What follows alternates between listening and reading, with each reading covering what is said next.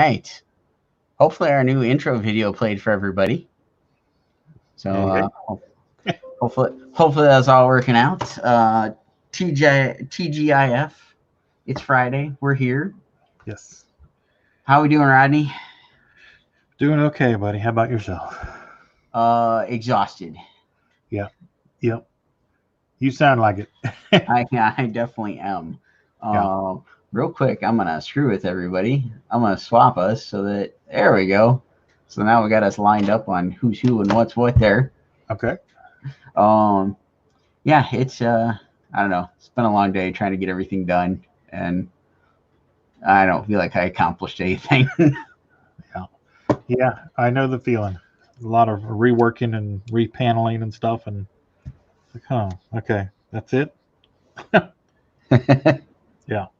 So I know exactly how you feel. All right, so we're here for another Friday night draw, and we got Hanna-Barbera on tap for tonight. Rodney's drawing Dynomutt, and I've got Blue Falcon. So I'm going to be working on that here shortly. So I have a question. All right. Do they have a theme song? You know what? I meant to try to look up some more stuff on that this morning, because at least it is what I can remember. I don't remember them ever really having like their own show. I thought they always like showed up on other episodes of, like the Laugh Olympics and Scooby-Doo. Yeah, stuff like that, where like they had like a little short segment. It was like a 5 or 10 minute, Yeah, like a guest appearances here and there. Yeah. And I don't know. So I need to do some more research on that because did they have their own theme song? Did they have? It looks like it on YouTube. As Steph is saying, according to YouTube, yes. Really? Intro and credits for Dynomutt Dog Wonder. Dynomutt Dog Wonder. That's right. Because he had like his own little show there for a while. I mean, it was still both of them, but he was more the focus. Okay. But yeah. Well, that was 76 to 77. 76 to 77. And obviously I was watching a lot of reruns as a kid, but I mean, they were rerunning all that stuff from the 60s on and through the 90s. So yeah, I remember watching all that stuff on Saturday mornings. Oh yeah. Scott is in the house, says evening fellas. What's going on, Scott?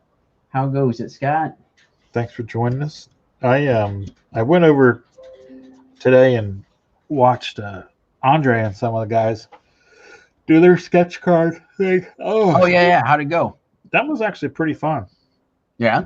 I had them on in the background while I was working on Pitter Patter, but Josh did his homage to the Rob Liefeld Captain America. Nice. Yeah. And it was pretty neat watching some of the guys I didn't know any of the guys except for Josh and Andre, but okay. A couple of, they all did some really nice cards, and nice. Andre didn't finish his again because he was painting. Yeah. What he had done looked really good. Nice. Yeah, Andre said he probably won't be joining us tonight. He had some chores to do around the house. Oh, okay. At least when I talked to him this morning, that was what he said. Jonathan Dunn, it was glorious. Yeah, Steph had it on in the background for a few minutes, but we took Indy for a walk and stuff, so I didn't catch most of it because I dove back into the studio and was trying to get a couple of pages colored up and whatnot before doing the stream. Yeah. I was actually, and speaking of Andre, I was actually coloring up the piece that he did for us for the cryptid book. He sent us a fairy, and it's this gorgeous line drawing. We decided we were going to use that to do one of those foil stickers. So I did one version of it to use for the sticker where it's a little bit more simplistic color so that the sheen from the stickers come through, like this whole rainbow effect. Right. So I did one version for that, and then I started coloring the regular version so we could put it in the book. So I was literally doing that right up until we were starting. That's pretty cool. Yeah, hopefully it turns out. I didn't quite get it finished. He put the fairy sitting on like a stuff thinks daisy. I don't know what kind of flower he's going for, but it does kind of look that way. So I was still trying to get that thing rendered, and that's all the further I got. Gotcha. Yeah. Oh, go ahead. No, I got the Skinwalker scanned, and I'm gonna send you guys the raw version so you can manipulate the line work however you want. Cool. So I'll put it in Dropbox when we're done here tonight. Nice. Thank you. No problem. Oh, it looks like we got 3 folks joining in here. Danny says came out rather busty. I'm guessing that's in reference to Josh's cap. Oh yeah, it was. Nice. Jamie says, hey, good evening, guys. What's going on, Jamie? How's it going? And then Zach says, Wonder Woman showed up today. Thank you, Sean. The pencils are awesome. Well, thank you, Zach. Thank you for letting me know it showed up. And thank you for picking that up on, what was that, last week's stream? The week before? I don't even remember. Yeah, I think it was last week? Yeah, it might have been 2 weeks ago. Yeah. They keep running together. Yeah, they all bleed together. Yeah. Oh, and I'll throw a quick shout out. I know that the fellow that picked it up is not on any of our channels, but it was actually one of Steph's former students decided he wanted my chef this morning. Oh, sweet. So he picked up the pencils for it. It was kind of funny because I got the message. Well, first he left a couple of comments on Instagram, and then I said, "Oh, hey, if you're interested, go ahead and shoot me a message." Shoots me a message, and I'm like looking at the name, going, "That sounds really familiar." So I messaged Steph, and I'm like, "Hey, isn't this one of your former students?" Yes, it was. But yeah, he apparently must be a big Swedish Chef fan. That's so cool.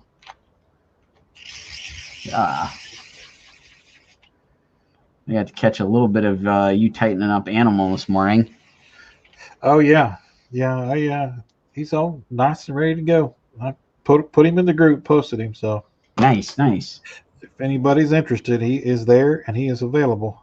There we go. Can show him off after we do our Hanna-Barbera tribute here. Should we go through the rules and get everybody situated here? Yeah, let's go ahead and do that. All right. As usual, anybody new joining us, here we go. So the rules, pricing is per piece.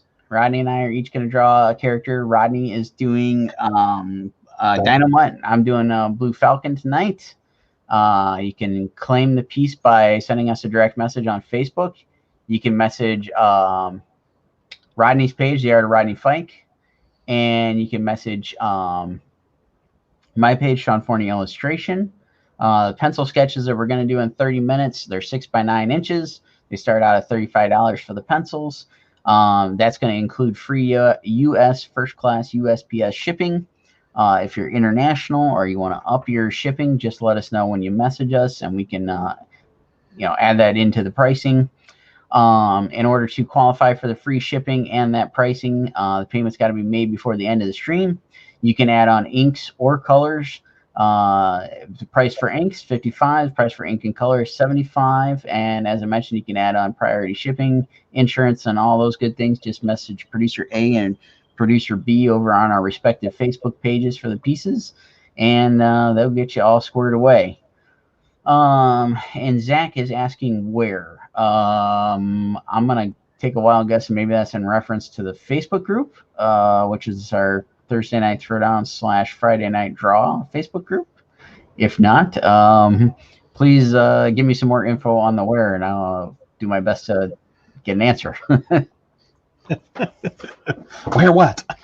Yeah. Where who? I don't know. That's the thing with this. Like the timing's a little bit off, so it's like we say something, and the question pops up. It doesn't always correlate.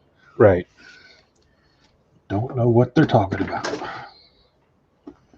Okay. All right. Producer A, you want to give us a countdown? We need some Jeopardy music. Yeah. 5, 4, 3, 2, 1, go. And they're off. And the iPad went to sleep, so I lost my reference. Oh, geez. That's not good.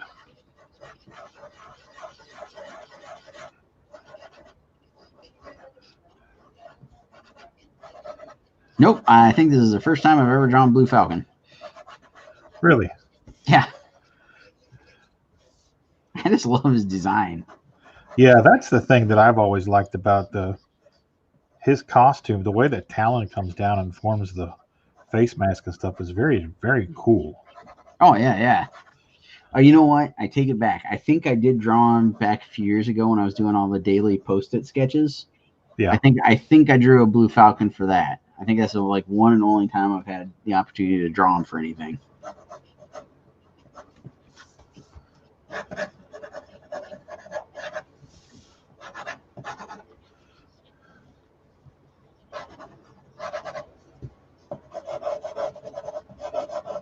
Yeah, I'm gonna have to go hit YouTube here afterwards and watch a couple of their escapades. I used to love these guys. Oh yeah, yeah. If you haven't yet, you definitely got to watch Scoob on HBO.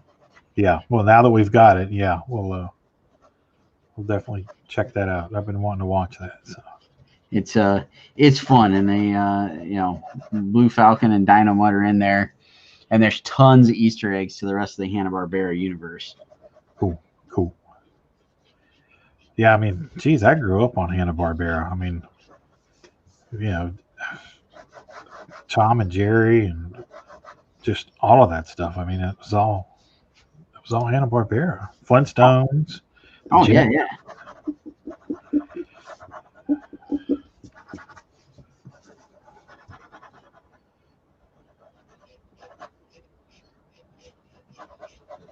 What was Underdog? Underdog wasn't Hanna-Barbera, was it? I don't think it was. Underdog. I don't know. People that did Tennessee Tuxedo and Rocky and Bullwinkle. Oh, I was gonna say Tex Avery there for a second, but then you mentioned Rocky and Bullwinkle, and I don't know. I think producer A is doing some Google research. Okay.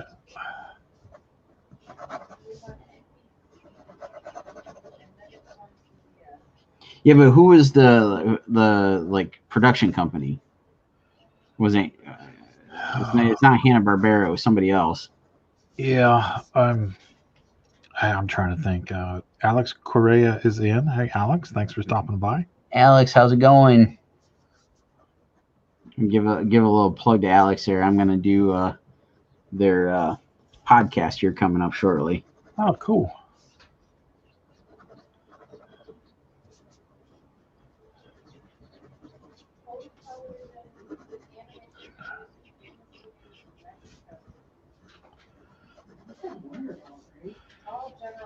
No, Underdog. Yeah. So it was an NBC Universal, basically owns the rights to it, but it was all funded by General Mills. Oh, okay.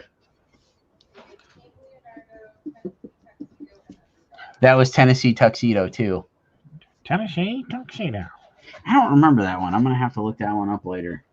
That was way before your time. It was cartoon shows to sell breakfast cereals. Well, yeah. I mean, that was most all of our childhood. Was there a Tennessee Tuxedo cereal? No, she's looking. I don't know if there was. I don't mean to keep giving her work. I'm just asking questions. Yeah, I don't know. Like They had a bunch of little mini segments. So they had like Klondike Cat. Klondike Cat for what? Klondike bars? Okay. Go-Go Gophers? Commander Bragg. For like Fort Bragg? I'm sure that's where it came, the inspiration from. Yeah, I don't know. That's all news to me. Yeah, I remember like you know, like you said, cereal commercials and whatnot. Like I remember as a kid, like, you get up, you'd sit in front of the TV with a giant bowl of cereal. And I'll never forget, like, one of the first times I remember spending the night at my grandma's house. My uncle is, like, when I was growing up, my uncle was in like junior high and high school up until, like, I think when he graduated, went into the military, I think it was in like second grade. So, Okay. as a little kid, he was still in school. So if I'd spend the night on Saturday morning, we'd get up, sit in front of the TV, and he, like, he was a teenager, and he was like, okay, I got, you need breakfast. Here's some cereal. But instead of, like, going with a, like, regular bowl and, just handing me a, box of cereal in a bowl or whatnot, he digs out one of those big stainless steel, like, Mixing bowl. the mixing bowls. Yeah. And he hands me one of those, the cereal. And I'm pretty darn sure he grabbed, like, big wooden spoons. Nice. And it was like, boom, plop down in front of the TV and sit there and watch cartoons. Yeah, that's a hell of an uncle. Yeah. And it was, that was what we did. And, it's like, that's why I remember watching all this stuff, Yogi Bear, Scooby-Doo, you name it. So cool. Yeah, I think I tried that trick at home once. He had showed me, eating cereal like that, and I think I got shot down pretty quick. Well, that's when Stephanie goes off to school. That's when you bust out the mixing bowl, and that's how you do that. Oh yeah.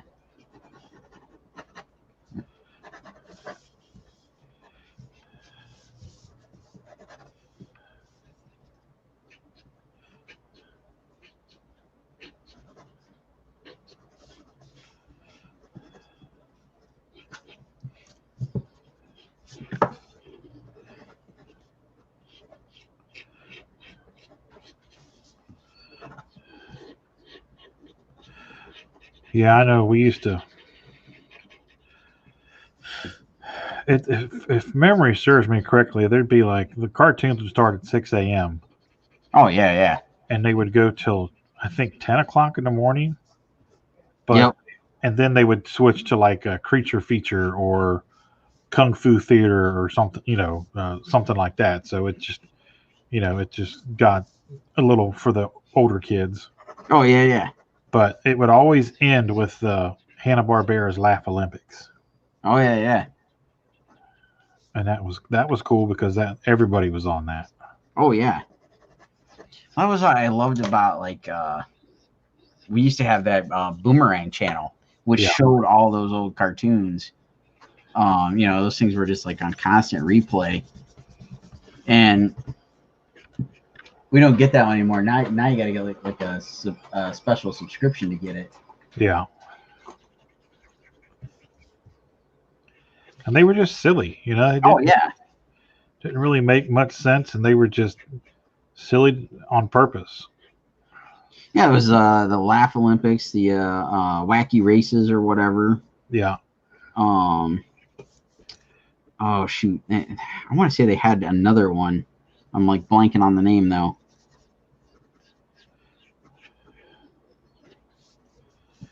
I don't know. It'll. Let's see. Danny says Inspector Gadget. Oh yeah, I love that one. And then I remember Kung Fu Sundays. Yeah. I think that stuff was before my time because I pretty sure like on our like local channels, like once the cartoons were over at like 10, I think there for a while, like one of the channels that you got to go all the way to 11. Yeah. But like after that, it was like infomercials. Like, here, I'm going to sell you the Popeil Pocket Fisherman or something. Yeah, it's because they knew at that day and age that all the kids were going to go outside and play. Now that they're all amped up on their sugar pops. Oh yeah, yeah. So there's a good one. Since we haven't really done Food of the Gods in a while, what was one of your go-to cereals for Saturday morning cartoons? Crunch Berries or Fruity Pebbles. Oh, Fruity Pebbles. Yeah, buddy. Fruity Pebbles is like my my kryptonite, man. Yeah. Steph says we're weirdos. Crispy treats out of Fruity Pebbles. You ever had those? Oh yeah, yeah. Oh yeah. Yeah, I would break a brother or sister's leg to get to some Fruity Pebbles now. Come on. Those Many wrestling matches were started over the cereal. Zambelli and Brett continue to poke fun at me because when we went to Disneyland, well, we didn't even go into Disneyland. We went to downtown Disney the night before WonderCon started, and you know, everybody raves about Disney's churros. So I found a churro stand as we were getting ready to leave, and I was like, I gotta try a churro over here. And I went over, and what do you know? They had Fruity Pebble churros. So they just take a regular churro and they roll it and ground up Fruity Pebbles. Right. I got it, and I walked over, and Steph's like, "Ooh, let me try a bite." She didn't realize I grabbed Fruity Pebbles. Oh man. She doesn't like Fruity Pebbles. She'll eat Fruit Loops, but does not like Fruity Pebbles. Oh man. What is wrong with you, Steph? I know, right? And then I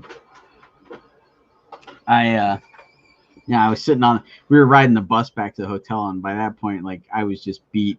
You know, I was sitting there just like comatose with my churro and you know, riding the bus back to the hotel. So Scott took a photo of me that you know, now pop up on those anniversaries on Facebook. It was a darn good churro. I bet. I bet you paid a pretty penny for it too at Disney World. Probably. I don't remember what it was now. Yeah, Steph says like $10. I don't think it was quite $10, but I mean, it was, you know, it was a hefty price. 9 1/4. Yeah.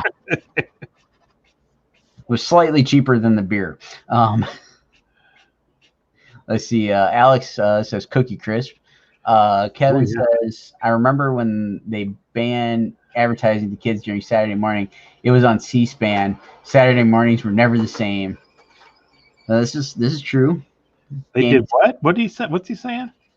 They banned advertising to kids during Saturday morning. So like, there for the longest time, you couldn't do like, you know, you couldn't play the cartoons and then play ads for like the toys and all that stuff. Why? Because it was rotting children's minds. I don't know. It was the same thing as I realized yesterday, because I was listening to Warrant on Amazon Prime on the music thing. Yeah. And there's an exclusive version of whichever album's got Cherry Pie on it, and it's got some extended cuts, and one of the songs at the end is called Ode to Tipper Gore, and it's just every vulgar thing that those guys did on stage for about a minute. Yeah. Recorded. And so it basically along those lines was like the same thing that they did with the whole advertising thing of, like, you know, them saying, oh, you can't have this kind of stuff in music. They did the same thing with children's programming. Jesus. Yeah. Let people be people. My God. So that was why, like if you watch the Toys That Made Us, and they like especially the one on He-Man, because they were like the first ones to like really take up the battle against it. Jesus, that was fun. There was an explosion of fireworks outside. Excuse me while I go change my drawers.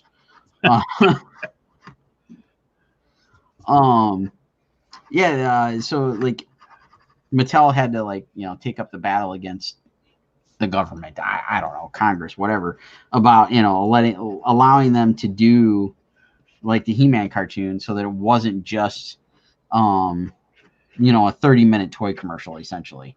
Right. And so it was like stuff that they had to kind of like fight for and, you know, get the approval to do it, and that's why like He-Man, G.I. Joe, and a bunch of those other cartoons all had the message at the end to hammer home, what the theme of the that day's episode was. Like the knowing's half the battle part all came about because of that whole issue. Huh. It's like, well, they got to teach some sort of morality if you're going to basically run a 30-minute promo for a toy that the kids are going to want to go buy as soon as they're done watching it. Yeah, here's morality for you. Let's create a toy that brainwashes young boys. Yeah, I'm just going to squirrel myself right there. You knew exactly where I was going, too. She got your number. Yep. They're not allowed to watch them cartoons, but ... Yeah. Quick, a distraction to the comments. I have fond memories of Fruity Pebbles. Only my grandmother would buy it for me as a kid, and she lived in New Jersey. That's right, the positive message at the end of the show. Yeah, I mean, I remember, I don't remember those specific, quotes about knowing half the battle, but, I do remember seeing those as a kid, and, Thundercats did it. He-Man did it. I think pretty much every cartoon had to do it. And, there was some sort of sense of trying to educate people on something. Yeah. I'm sure I picked up a few things like, Stranger Danger and stuff as a kid, listening to those.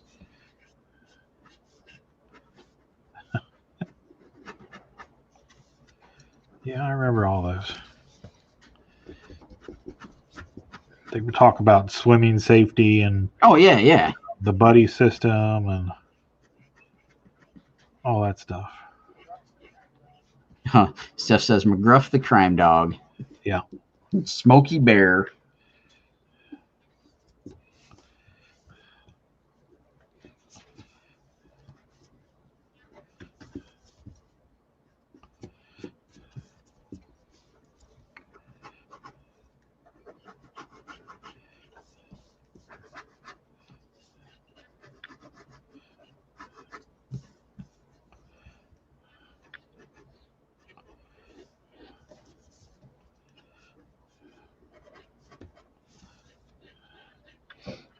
I think, Steph brought it up when I said the thing about Fruity Pebbles. I think one of my favorite go-tos as a kid for the Saturday morning cartoons was always Captain Crunch.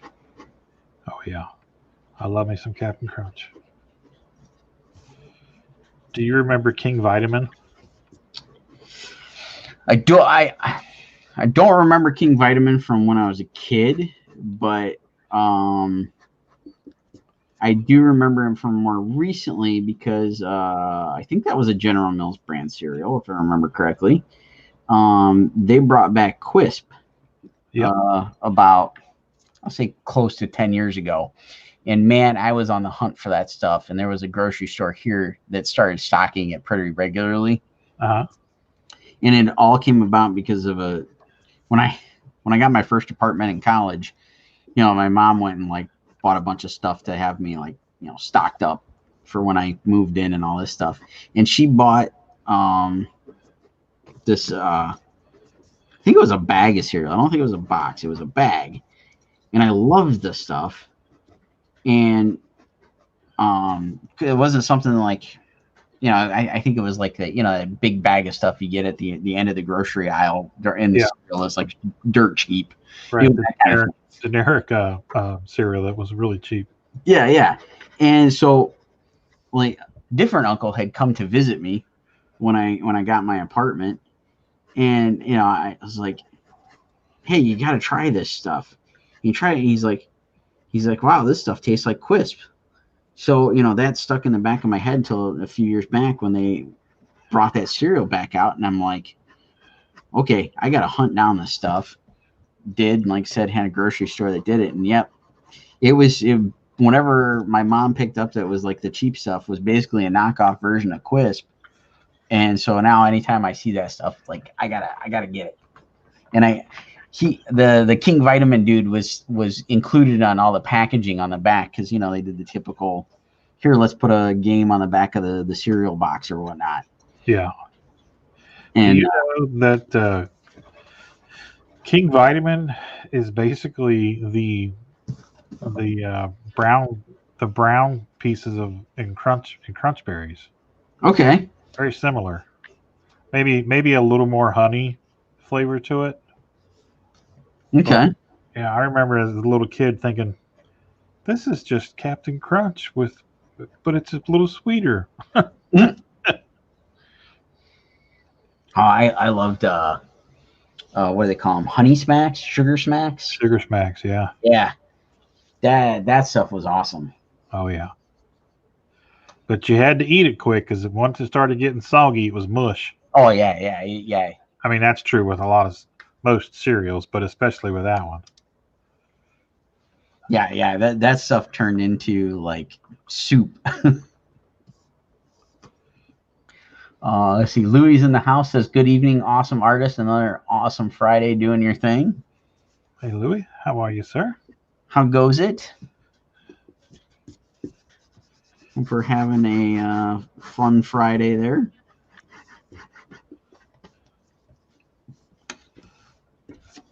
All right.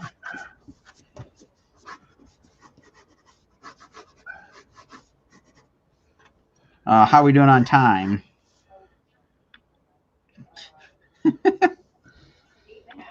8.5 minutes. All right. I don't know that I need 8.5 more minutes. You don't think you'll need 8.5 more minutes, or you do? I do not.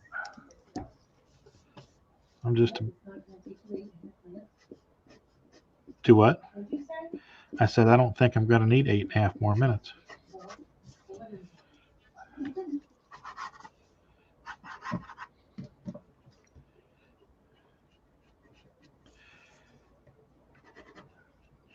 What was that Cookie Crunch?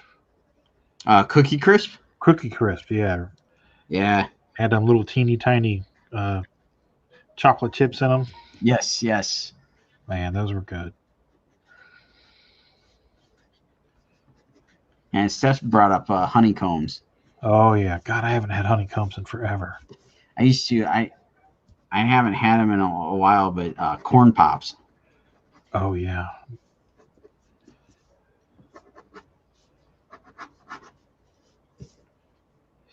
Dang it! Now I'm gonna be waking up and I'm thinking the same thing. going for a big bowl of cereal here. Andre says, "I think Sean got the short end of the stick on this one." I love Blue Falcon. Like I said, I think this is probably only the second time I've ever drawn the dude. I love me some Blue Falcon. He looks good. Thank you. I'm loving Dynomutt. Thank you.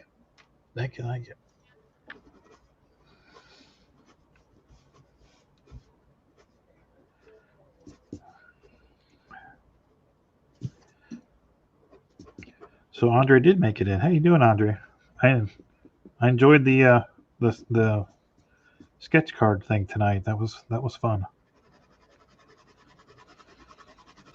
Andre, did you get your errands run, your chores done? Don't want you getting in trouble. You might have to sleep in the garage with the squirrels. Did you see? Somebody's talking smack. Well, we had a nice conversation going this morning. He said he had to do the errands or he was going to have to sleep in the garage. And I had been talking about like the temperature here because it's been dropping into like the 40s. He's like, it's 6 here. And I'm like, I'm guessing that's in Celsius. What's that in Fahrenheit? And he's like, 42 in American.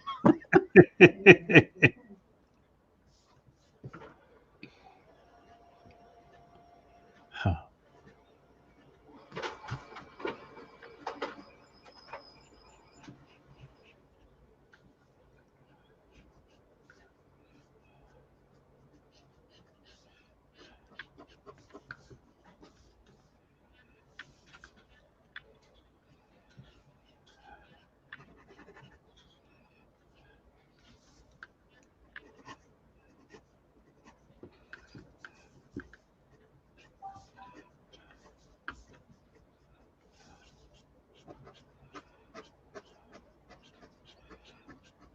Is Jalen Warner in the house? I haven't seen a peep from him yet. He must be worn out from drawing all that chest on Captain America.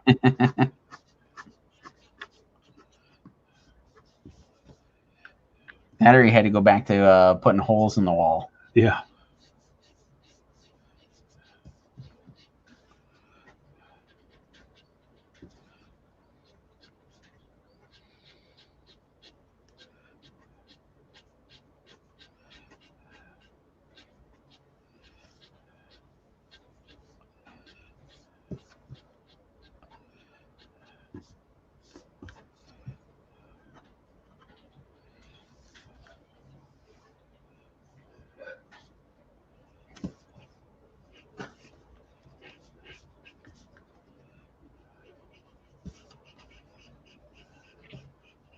There he is. You said his name too many times. He popped up like Beetlejuice. FYI, Killer Frost is still available. That's right. Hop on it, folks. Don't miss out.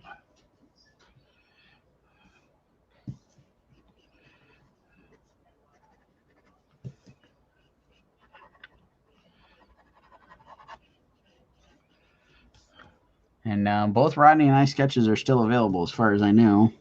Yes. So if you're interested, now's your chance to grab them. All right. So let's see.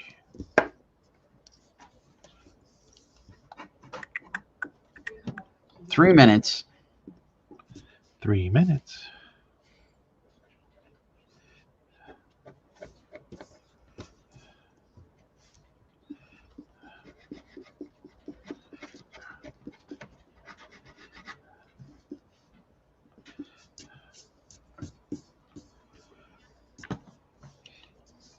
I was going to assume Josh was having to either make more holes in the walls or fill holes in the walls. So either he got it all done or had to take a break from doing all that mess.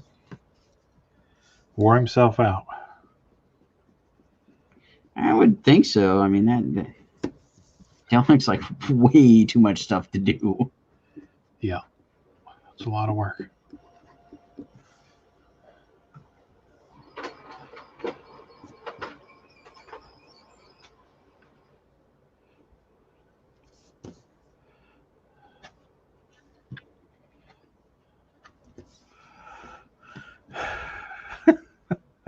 Killer Frost is still available. Telling you, that's going to be the rest of the 2020 phrase and the 2021 phrase. Killer Frost is still available. He's taking a day off. Back to it tomorrow.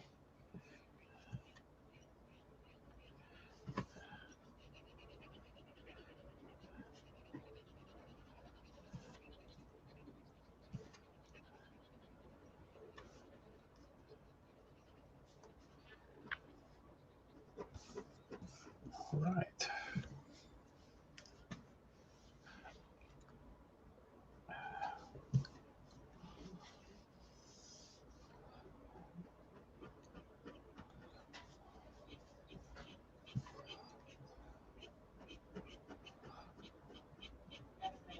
One minute. 1 minute.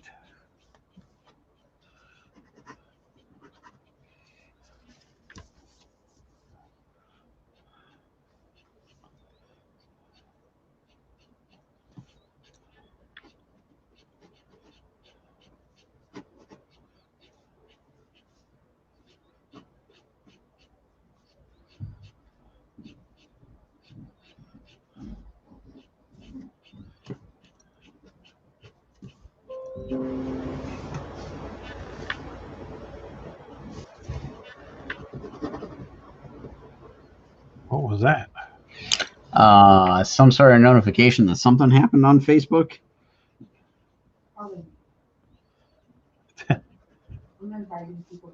Producer B said it was probably her. No, it's somebody sharing something, but it was not actually producer B.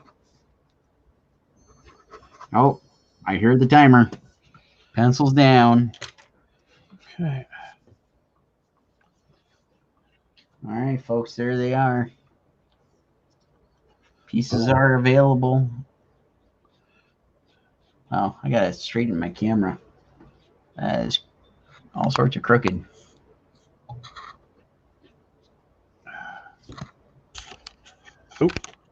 Oh, too much. Uh-oh. There we go. Rodney's camera really needs fixing there. There we go. All right. All right.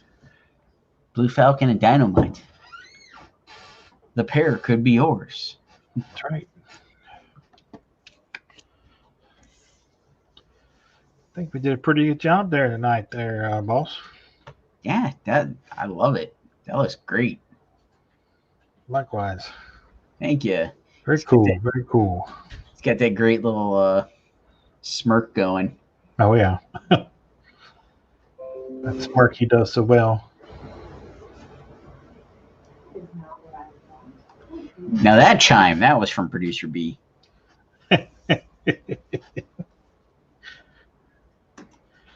She's back there ticky-tacking away. Oh, my goodness. No, it's too early for that. We just got started. Yeah, I know. I'll be all right. I just need to stretch it out. Get a big old drink of water. I'll be just fine. There you go.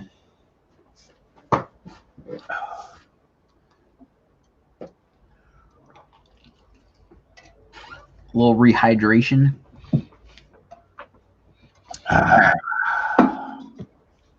Oh, let's see. Whew. That was good. Steal your idea here. Grab a little bit of painter's tape, and I'm going to put Blue Falcon up and out of the way here. And it's time to go back to MCU Thanos. Your favorite. Oh, the armor. It's just brutal.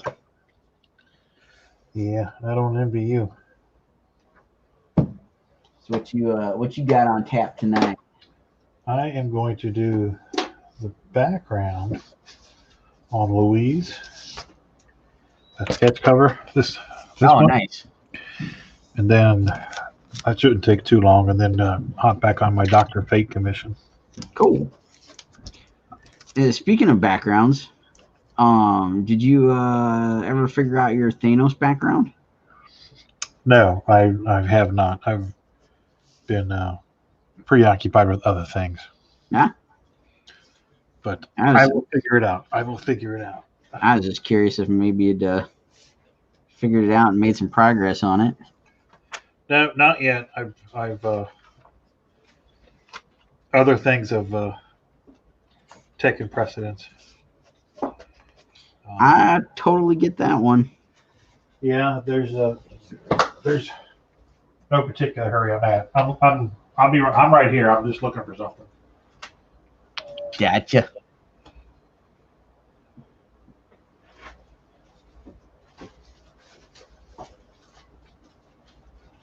Here we go. My handy dandy. Oh, you want to see something cool? Yes.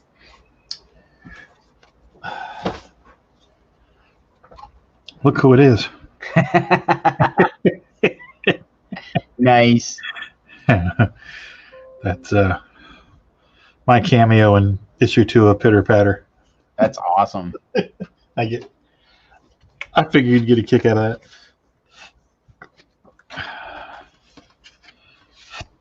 All right. My little cover protector. There you go. I got one of those things. I need to pull it out of my case. I've got a couple. They come in handy. Yeah. I keep forgetting I got the darn thing. A friend had been putting them together, and he brought one to me at C2E2. Oh, yeah? And yeah, I was like, it's in my case with all my portfolios and whatnot, and I just keep forgetting I've got it.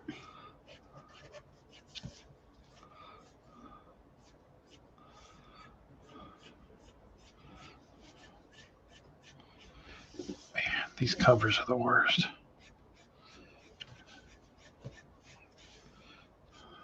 The slick covers. Yeah. It's like trying to sign a floppy that's got UV coating on it. You got to take your finger and rub you a spot so you can sign it. Yeah, those are horrible.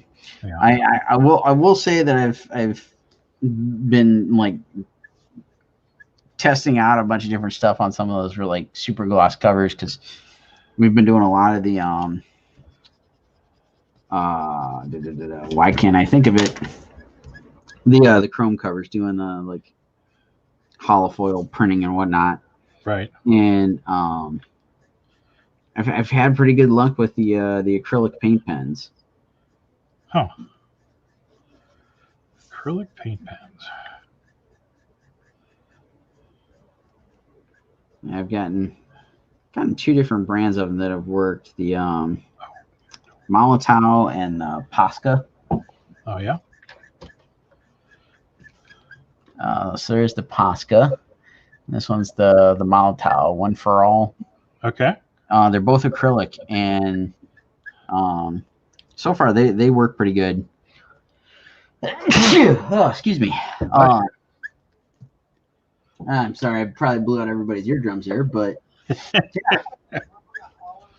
they'll grow new ones. yeah. That totally puts me in mind, and hopefully no spoilers, but there's a new issue of, or a new episode of Boys that came out at midnight last night. So I gotta try to check that out this weekend. Oh really? Yeah, I thought they were done at 3 episodes, and then all of a sudden we got a 4th, and then yeah, last night they dropped episode 5. Huh. I heard that they just did 3. Yeah, Tina said she heard that they had just did 3, but then they were doing more. Okay. Yeah, I don't know. It threw me for a loop because, like I said, I was under the impression that was like all they were able to get done before the Rona hit, and I guess I heard wrong, or I completely misunderstood what they were talking about.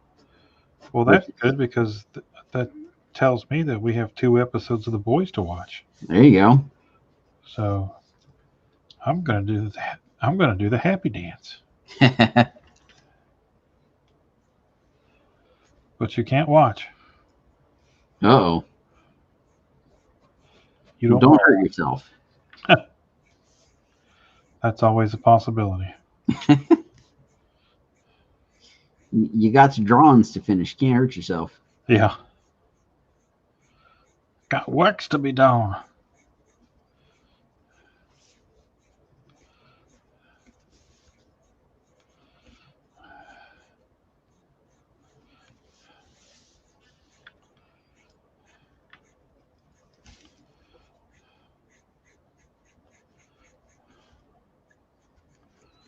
So I did not get to listen to Lex Friedman. Hopefully I said the name right there. Yeah. I did look it up. I found the video. I just did not get a chance to give it a listen today because I was definitely preoccupied and I was not focusing too much on any of the stuff I was listening to. Right. But I did listen to a friend of ours on Star Wars Time because he's been reviewing some of the new Marvel Star Wars comics. Okay. And he did a breakdown of the new, I guess it's just the regular Star Wars title, which is taking place after Empire. All right. So it's like the time period between Empire and Return of the Jedi. And it explains how Luke got a temporary lightsaber before he built his new lightsaber in Return of the Jedi. Really? Yeah, and so it was kind of neat, but like I said, I was like a little bit preoccupied with everything going on, and I seriously had to rewind it about 4 times before I actually caught the gist of what he was trying to tell in his like recap of the story. It was like I would hear a little bit of it and be like, I would totally just zone out because I was trying to focus on what I was working on and trying to find some files and whatnot, and I'd be like, well, crap, I just missed the entire thing. I gotta rewind it, start over. Yeah, I do that all the time. What did he say? Let me go back. And so it's like it's pretty neat. I really want to pick up some of these new Star Wars books because the regular Star Wars title and the Darth Vader title both sound like they got some really interesting stuff going on right now. Huh. Especially the Darth Vader one, because he's like teaming up with one of Padme's like body doubles. Oh, really? Yeah. I think it's Sabe, which if I'm remembering right, it was basically Keira Knightley's character in Phantom Menace. Okay. So it's that body double. And they're running around. At first, he thinks she's actually Padme, and then he realizes it's not her, and like all sorts of crazy, kooky Star Wars stuff occurs. But at some point, they like team up because he wanted to find out about like what happened to her and all this stuff. So that's going on in the Vader book, and in the Star Wars book, Vader's trying to track down Luke because he realizes, this is after Empire, so he knows it's his kid, and he's trying to figure out like who screwed him up. Why is he not like, why is he not there with Vader being, the next Sith to take over or whatever? Huh. He's like basically, who turned my kid into a wuss? What's going on here? Huh. Interesting.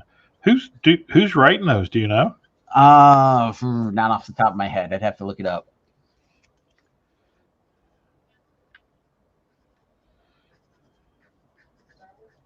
Yeah, there's the new Star Wars book and the new Vader book. I think they're just called Star Wars and Darth Vader. I don't think there's any other tagline to it.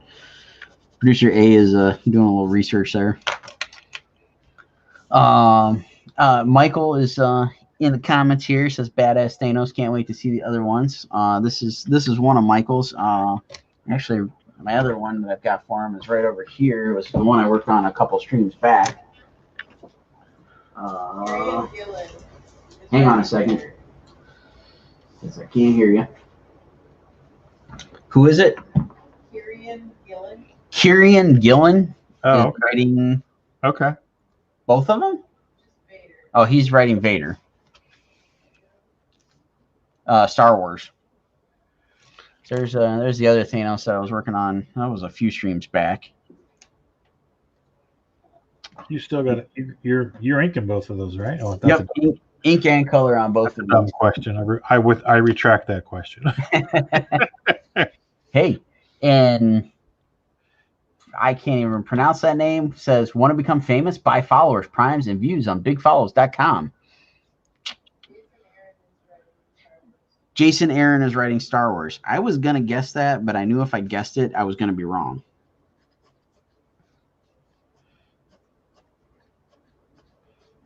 Jason Aaron has become like the new go-to guy over at Marvel. I was going to say, he's like the new Bendis over there. Yeah. I've picked up some of his stuff in the past. I totally dig what the guy does. It's been a while since I've read anything. I don't know, last 2-3 years, something like that. Trying to remember what I read of his. Was it one of the X books? Yeah, I think he did some X books. Wolverine. Was it Wolverine? I want to say yes. He did Thor. I read Thor.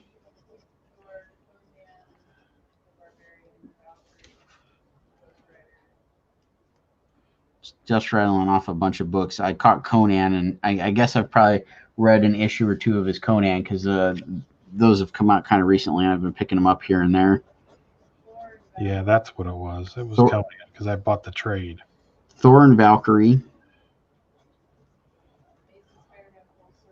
Amazing Spider-Man Full Circle. I don't know that title.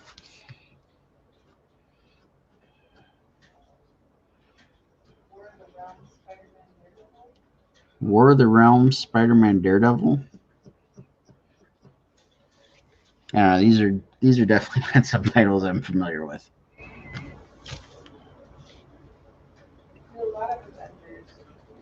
A lot of Avengers.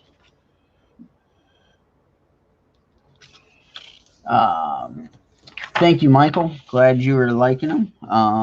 I will probably continue working on them next week's stream. I'll probably start inking both of them next Thursday, and then probably color on Friday if the schedule holds up that way.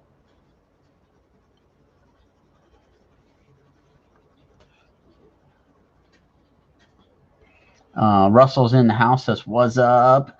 Hey, what's going on, Russell? What's he say? I accidentally bought the wrong Conan. I got Conan the Barber with the shave tool weapon. Nice. I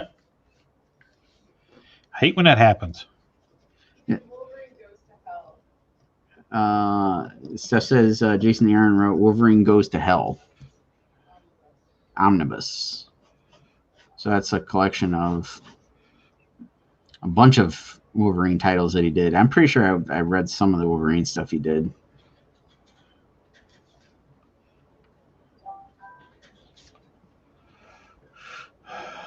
Oh, Brian McCrady's in the house. What's up, Brian?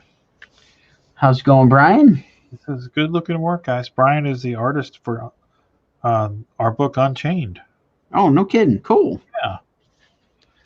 Thanks for popping in, checking us out. Yes, thank you. And nice to meet you. Meet you. I don't know how I should call it. They need to come up with terms for this since, everybody's doing Zoom and all that stuff. Yeah.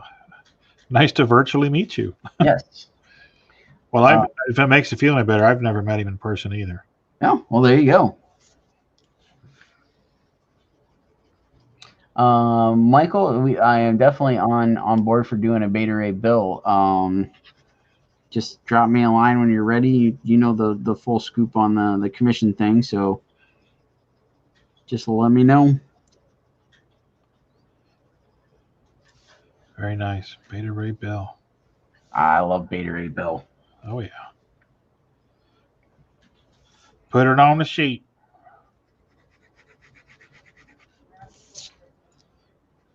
What'd you say? Put it on the sheet. Oh, sorry. You guys are both talking at the same time. Steph, what did you say? Rodney is open for commissions too. Yes. Yes.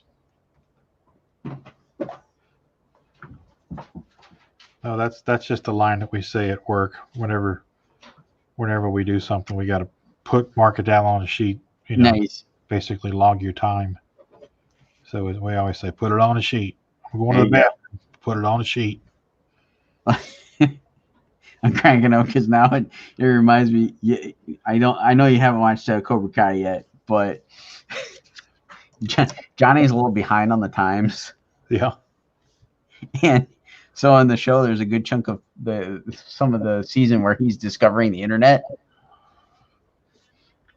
and he's talking to his students at the dojo, and he's like, "Put it on the internet." He's a little square. Is that what you're saying? Well, it's hilarious because he's like, at the start he's so out of touch, and it definitely puts me in mind of a few folks I know. Yeah. and I just sit there and I watch it, and it's like, wow, this is it's not that much of a stretch. Huh. Yeah, I know a couple people like that myself. Brian says, in reference to Beta Ray Bill, he looks the most horror of all the Marvel characters. LOL, even more horrific than any of their dark characters, dark hero characters. Yeah, that's true. Yeah, I can see that. He's metal. Well, yeah, I mean he's totally like a horse goat skeleton face looking dude, and walking around, and he's got all the powers of Thor. Gotta love it. Looks like a horse strong as a Thor.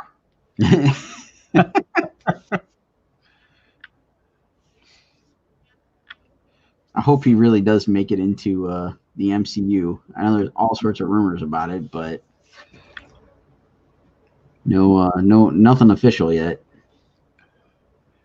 You'd figure he'd have to be CGI'd. Yeah, I'm cool with that. Yeah, that don't bother me. It worked pretty well for Korg. Yep. Like, give us Beta Ray Bill and yeah. Brian says he's a skinned horse. Yeah, There you exactly. Beta Ray Bill and heck, give us the Thor core or whatever the heck they called it. With Thunderstrike and wasn't there another dude in there? I'm trying to think of his name. Or you know what? I'm thinking of the same dude. It was just Eric Masterson went from being a version of Thor to Thunderstrike, didn't he? Sure. We'll go with that, right? Yeah, whatever you say. Yeah. Yeah. Beta Ray Bill becomes Ghost Rider would be a great storyline. Ooh, that would be. Yeah, that'd be fun.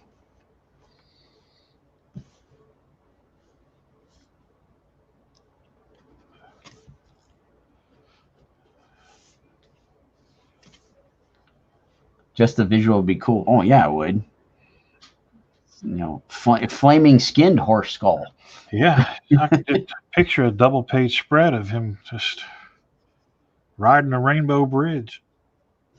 Right, riding the Rainbow Bridge. Or shattering the Rainbow Bridge. There you go. Now we're talking. Carrying Stormbreaker, but it's got fire and lightning coming out of it. There you go. If that's not metal, I don't know what is. I think I hear Dio singing in the background. Just a rainbow in the dark? Yeah.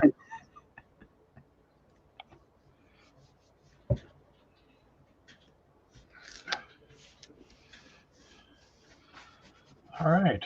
I think I made that happy. I like it. Thank you. Gotta be honest, I have not been able to get into the cartoon, but that looks cool. I liked it, and it's funny, but it kind of gets on my nerves anymore. Oh yeah, that was what put me off when I first tried watching it. It's kind of like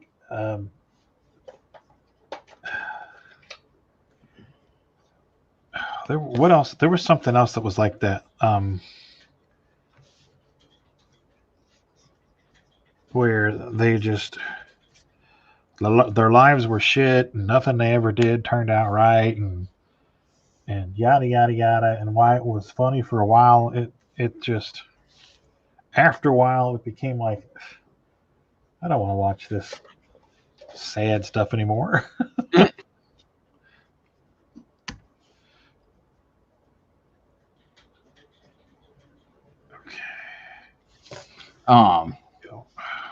That just put me in mind of Andre brought it up. It was either last night or during one of the morning streams with one of us.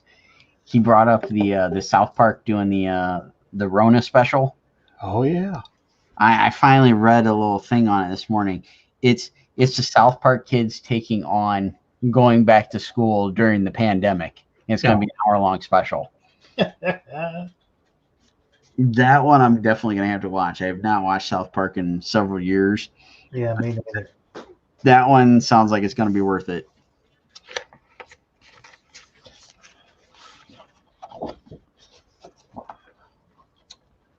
Okay. Where did it go?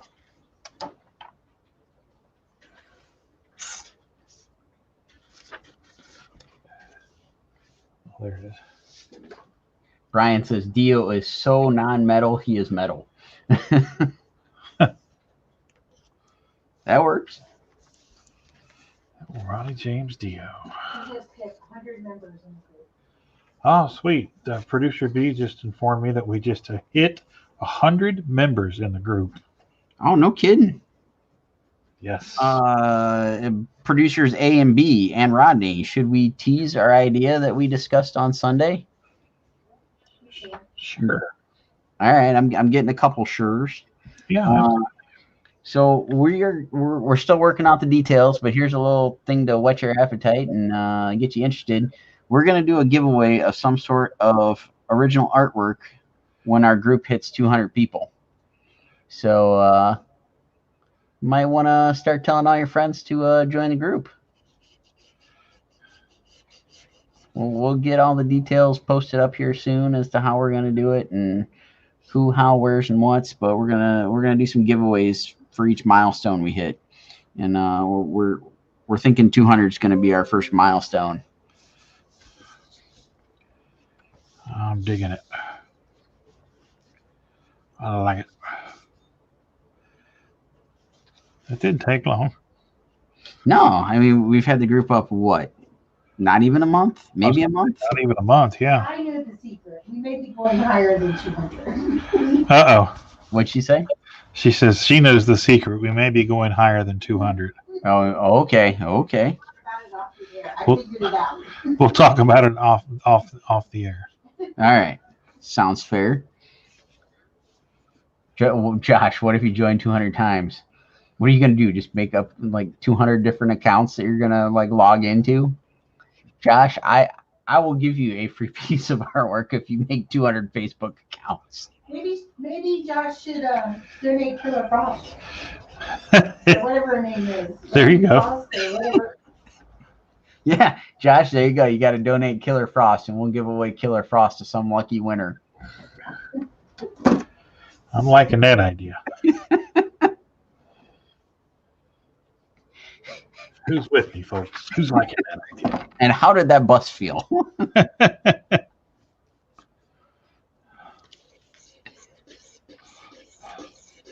think it only backed up once, and all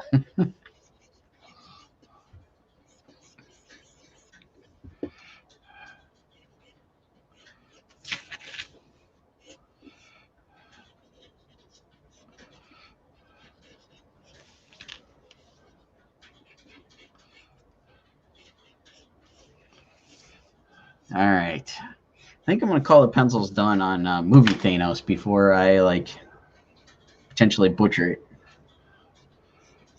I think it looks good. Thank you. So I'm guessing you're roughing out an idea for Dr. Fate there. Yeah, I'm not crazy with that pose. I've got this. I've got this, but I'm not loving it. So I'm thinking like maybe something from here up. With his, I mean, he's like a spellcaster and stuff, right? He's basically DC's version of Doctor Strange, correct? I'm sure. I Yeah. don't know enough about him. Yeah. So I think I don't know. The more I keep working on that pose, the more I hate it. So No, I'm with you. I do that quite a bit. It's like, that's the universe telling me to stop right now. yeah. Yeah, you know what? You bring up a good point. I saw somebody post it maybe this morning. It could have been yesterday, but it was like, it's like, do you ever, and this was geared towards writing, but I think it equates into anything creative. It was like, you get that feeling when you're sitting there working on a story, or, in our case, maybe working on a story and art, or art alone, or whatever. And then all of a sudden you get like a billion different ideas flowing into your head, but you can't focus on the one you're doing. It's kind of the universe's way of telling you, step back for a little bit, take a little bit of focus off onto one of those. Yeah. And then, the other stuff will come through so you can go back to, the main thing you were trying to do. And it's a good little thing that, I I never really thought of it that way. I always just think of it as, it just kind of always adds to the frustration of, crap, I got all these ideas in my head that I want to get out, but, I'll jot down little notes and little scribbles in my sketchbook so I can remember to go back to it. Yeah. But, maybe it is worth that, okay, I'm going to spend 20 minutes to just go over here and just like rough this thing out. Yeah. And I find that if you just do that, you at least get it into a tangible form. So it's there. Yes. And it exists, and you've got it for a later date, then Yes. you can actually marinate on it, and it will subconsciously grow because you'll be thinking about it when you're not thinking about it, and things will come to you and it'll grow that way. Yeah, that's one of those things that, like, I guess I need to pay a little bit more attention to, because I totally, will get caught up in the whole, I got to get this done, got to get that done, and then can't deviate. Yeah. And it definitely adds to the frustration at times, for sure. Yeah, I mean, that's the good thing about working on multiple things at once is if you're not feeling something, you can bounce. Yeah. Just bounce over to something else. And it definitely helps. It helps me anyway. Yeah, no, and like I said, I will usually like jot down like stuff in my sketchbook, and I don't have it within easy arm's reach, but like for another example, I mean that's what really kicked off me doing like the morning sketch thing that excuse me, that I started turning into the morning sketch stream, was just, I needed that outlet to get out some of those different ideas that would kind of build up and fester in my brain there. So I started doing the sketches, and like that's what I'm doing right now, is like trying to like work out some ideas that we're doing in the cryptids book. So it's like, okay, what can I play around with? And it's like, I know we've talked about it in the past on here, but Bernie Wrightson, but it's like, trying to play up that idea of like, how can I pull off some Bernie Wrightson type, like he was really great about doing like a figure and like a little bit of a background that was like a really solid black, or a crap pile of cross hatching and whatnot. Yeah. And it's like, this is my little scribble I did this morning as my warm-up piece. And it's like, okay, how am I gonna approach this thing with ink to do something kind of in that vein? Because he does that, did that stuff so very well, and it's very, I don't know, it's just very inspiring for me to try to like capture a little bit of that, do a little bit of that study when I'm trying to do something like that, where it's a little outside of my norm. Yeah, that's something I was entertaining with the Skinwalker, but I guess I just kind of chickened out, and I just reverted back to doing what I had done. Yeah. But yeah, it's just, I don't know. And I went and found some Wrightson stuff and saved like 6 or 7 pictures, and I took them over to Photoshop, put them on one sheet of paper, and printed it out so I could have it for reference. And I've got it right over here, and I look at it and go, I am never going to be able to render wheat that way. Right. That was my thing. How does he do that and not cross lines? There's no. Yeah. It's like, oh my God, how does it? I don't know, man. I just don't know.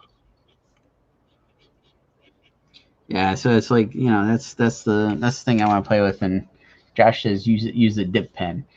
Yeah, and got to be honest, I'm not sure how much Bernie actually used a crow quill. I think he did a lot of that stuff with brush, if I'm not mistaken. Yeah, I think he did.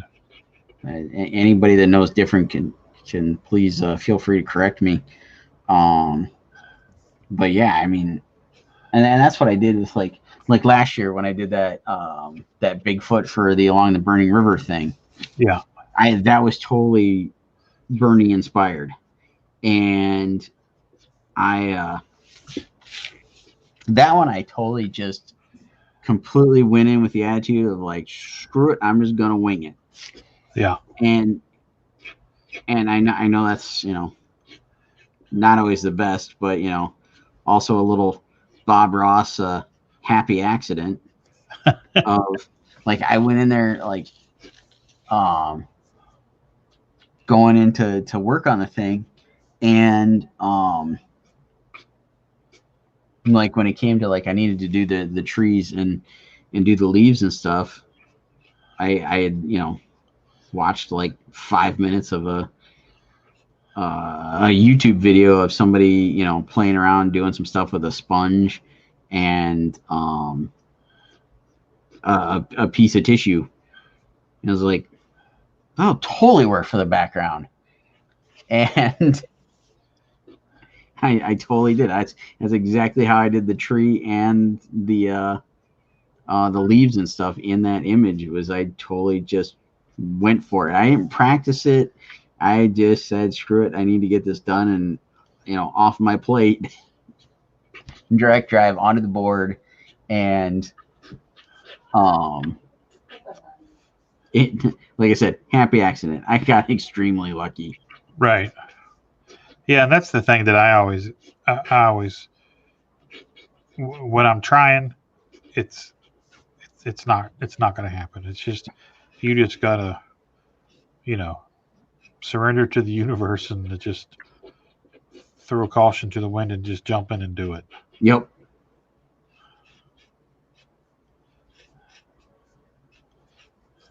Danny's got a question on the new Do You Poos. Danny, that one isn't exclusive to Cool Comics. It's Merle's collectors group. So you have to go through him. Just as a, I don't know, a heads up whenever those things launch. I don't usually get them unless they're my cover, meaning, you know, I did all the artwork and I'm actually doing like production on it, if you will. So if anybody is ever interested in those things, 99.9% of the time, I don't get them because they're done in such limited numbers, because they're usually like a limit of 25 on the print run. So that's usually going to whoever the client, if you will, or whatnot. The rare occasion I get them is if Marat has some leftover of ones that he has put out for sale on his own, and I see him at a con, and, you know, we work out a deal to do something. Like if I'm gonna have a cover, you'll definitely know that it's me with the cover, and I'll be advertising the heck out of it. So if you see one, all this rambling is to basically just tell, if you see one, grab it, because it's going to be gone. If it's not already sold out, it will probably be sold out by tomorrow, would be my guess. This is for Merle, so this is different.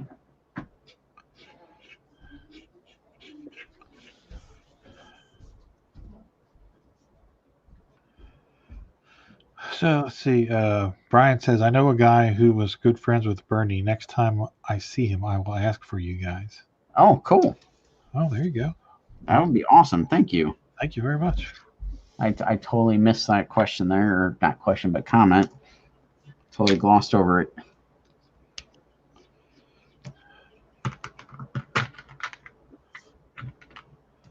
All right. I'm definitely feeling this a lot more than the other one.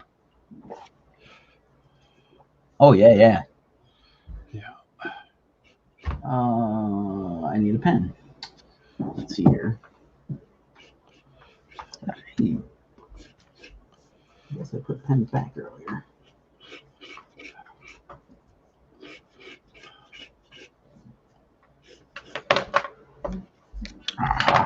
Where's my 3?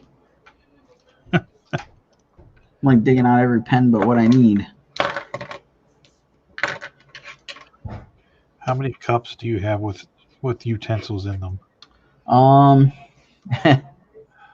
Let's see. Setting out the ones that I use on a daily basis, I've got 3. I've got one for pencils, one for pens, and one for brushes. Yeah. And then on my wall, I've got 8 hanging up that's got like backups. Yeah. And then on my other wall that used to have my marker rack that we've since changed, that has more pens in reserve and whatnot. There's 1, 2, 3, 24. Sounds about right. Crazy, isn't it? Oh yeah.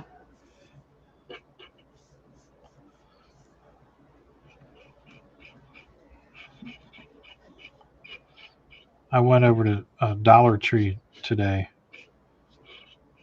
to look for ice cube trays, strangely enough. Of course, they didn't have any. But I was looking, they had this whole stack of cups. You know, those little, where are they at? I don't have one right near me. Oh, you gotta be kidding me. You know, they're old superhero cups. Here we go. These guys. Oh yeah. Yeah. I mean, there was a stack probably 3 feet tall.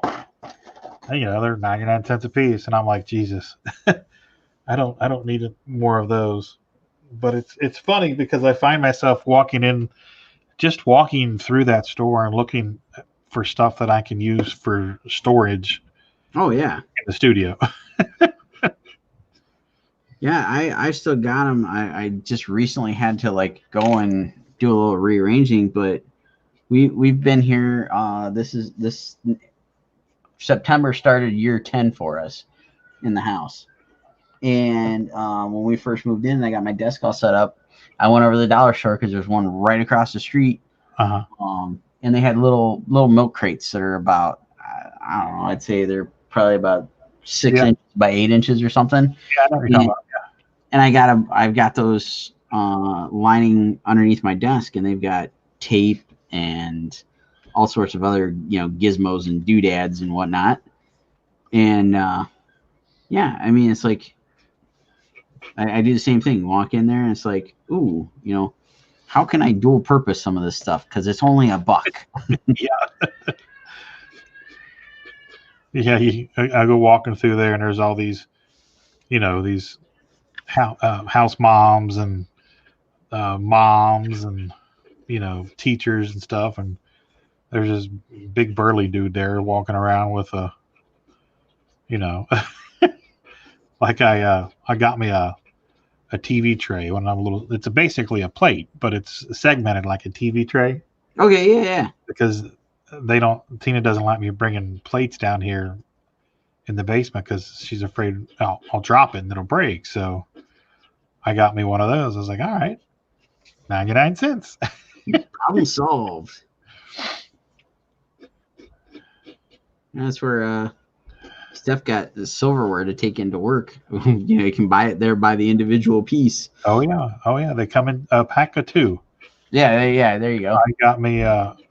Never again will I be stuck using a shitty Chinese restaurant plastic fork that you can't even pick the food up with. I have a fork in my car, and I have a fork that goes in my backpack and goes wherever I go at work. That's awesome. Prepared. Oh man, I got a story that I'll have to tell you sometime about having a fork to travel with. I won't say that one while we're live. I've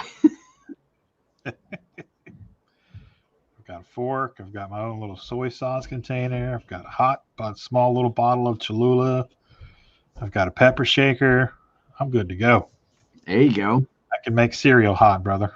Nice. Andre says, I use dollar store paint for my cards. Well, the pricing sounds about right. There you go. Yeah, exactly.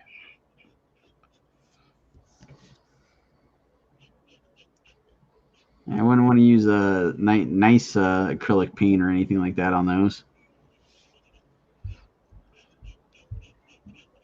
Josh was using Walgreens brushes. It's all good. Whatever gets the job done.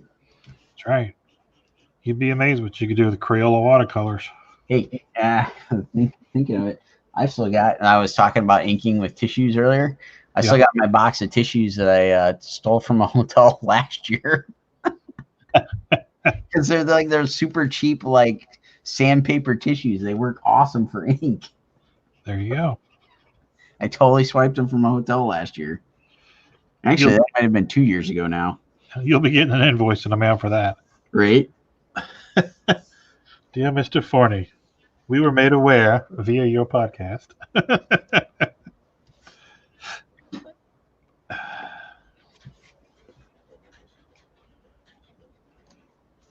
What are you inking with?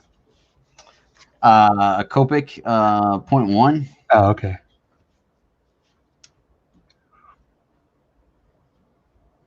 Crayola is high budget.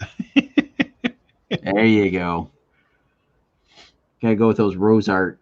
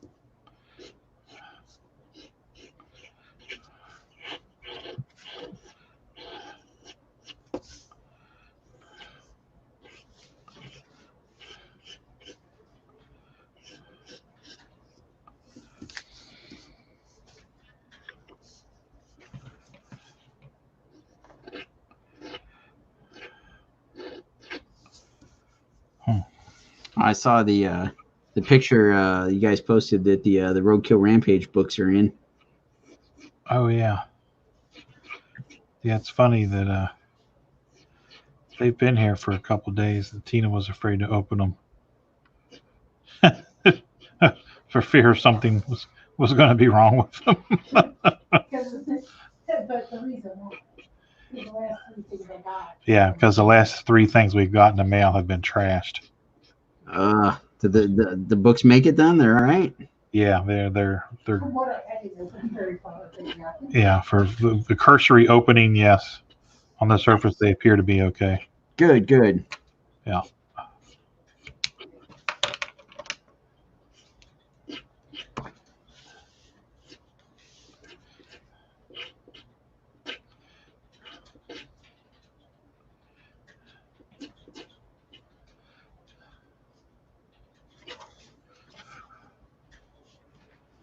There we go. Some kind of a effect or something. I know he's a spellcaster, so.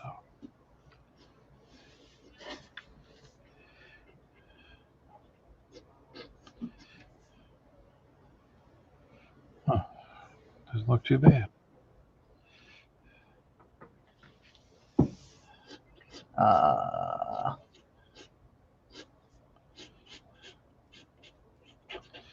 Danny says that's I just saw that right now too, Roadkill, and that's why I have a P.O. box.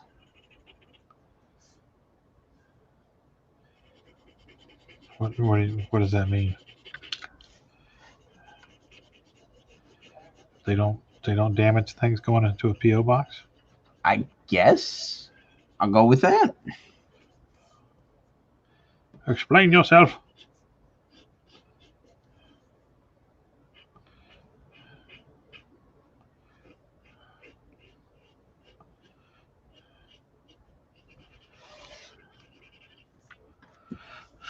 All right.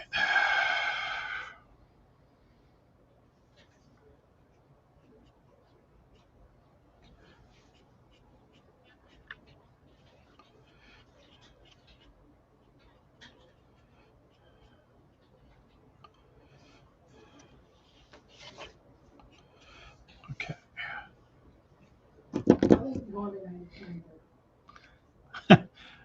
Producer B is just asked the question, how late are we going tonight? It's 9:30. Oh shoot! I didn't realize it was already that late. I trust me. I am at a point where we could call it an evening. Yeah, I'm good. I think I figured out my Dr. Fate pose. I'm like, what do you think? You like that? I do like that. Now Warner said that fate is coming together. Cool. Yeah, I really dig the effect that you got going there. Oh, thank you. Yeah, I think I will replace what I have with this. I like this much better. Yes, I like the genius use of the cape to keep from drawing legs. Yes. Fellow artist caught on to that.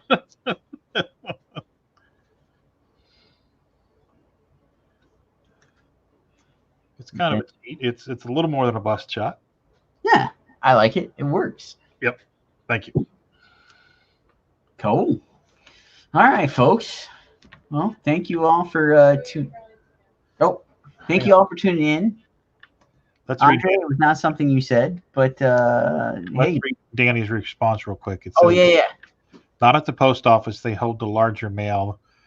They won't try and stuff it into a box or leave it on the porch. You can get FedEx, UPS delivery at P.O. Box now using curbside addressing. Okay. That's cool. All right, let me find my Dynomutt. All right, Blue Falcon, Dynomutt, they are still available there. You can message our Facebook pages, post some pictures over in the group. Andre says good night. Thank you, Andre, for tuning in. Have a good night. Thanks, everybody, for stopping in and spending some time with us tonight.